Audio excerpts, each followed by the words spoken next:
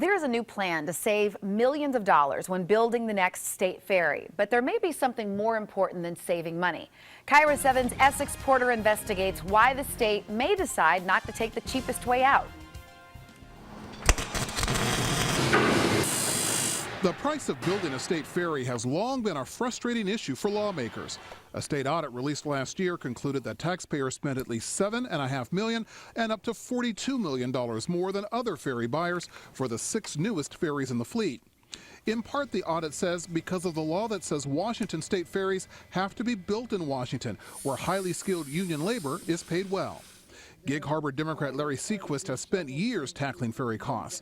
Now he's introduced this legislation to strike out the Build in Washington requirement. If there is a feature in this bill that if the in-state bids aren't competitive, then you would go out of state.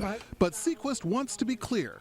Are labor costs the issue in making our ferries more expensive? Absolutely not. Instead, Sequist says the higher costs come from allowing the State Department of Transportation to design the ferries. He believes his new law will save millions by letting the shipyards design the ferries they build. We're adamantly opposed to this bill. Fred Rumsey is a union boilermaker. It's Washingtonians that ride these ferries, and we believe Washingtonians should build them. Without the Build in Washington requirement, Rumsey believes both the shipyards and the state will put the squeeze on union workers. We can compete anywhere, but I believe this just opens the door for another Boeing-like attempt to exploit one state against the other.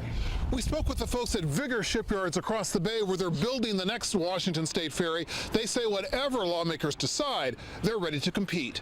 In Seattle, Essex Porter, KIRO 7 Eyewitness News.